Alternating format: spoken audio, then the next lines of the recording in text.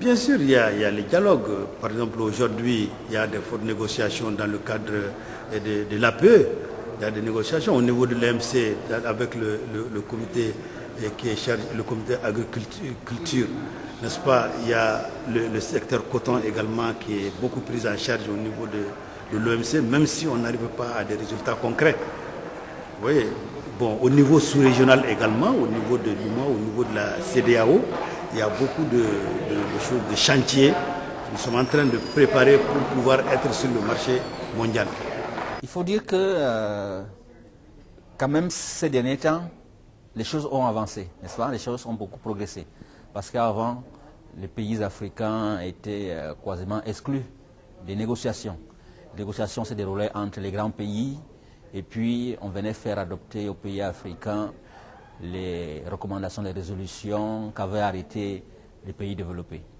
We do dialogue with the WTO using groupings through the regional groupings of COMESA, SADC, and then we also build up at continental level, at the AU level.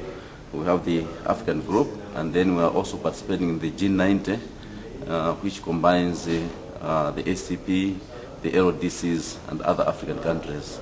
The dialogue, I think, has sort of improved in a way in that once you have the LDC coming together and sort of trying to discuss their issues, and the African group as well, at least when you're together you are able to articulate some of these issues. And as you know, if we talk as African countries, then it is a big group which can be able to have an impact in the negotiations, and they will be able to present their needs as a group.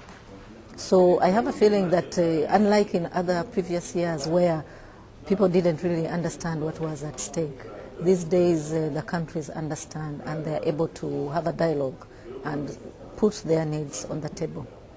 Durant l'Uruguay Round, l'Afrique n'était pas très présente au niveau des négociations internationales.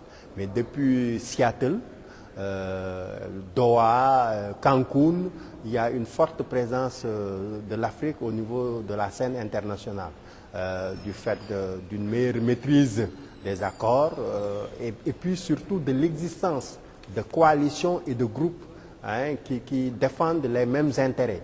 Il y a donc un partage d'informations, il y a des études qui sont faites et puis les pays africains appartiennent à différents groupes suivant les intérêts qu'ils défendent. Par exemple, le G33 pour ce qui est de la défense des produits spéciaux et du mécanisme de sauvegarde spéciale.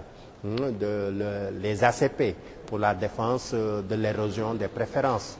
Le G90 qui regroupe les pays ACP, les pays de PMA et les pays de l'Union africaine. Donc c'est au sein de ces différents groupes que nous augmentons notre bargaining power, notre capacité de négociation. Voilà.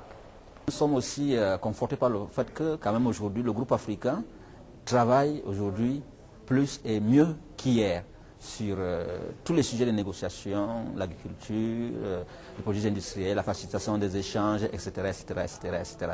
Donc ce que je peux dire, c'est qu'aujourd'hui, mieux qu'hier, les choses ont avancé, n'est-ce pas? Mais nous pensons qu'on devrait aller de l'avant pour impliquer davantage les pays africains dans les négociations commerciales multilatérales.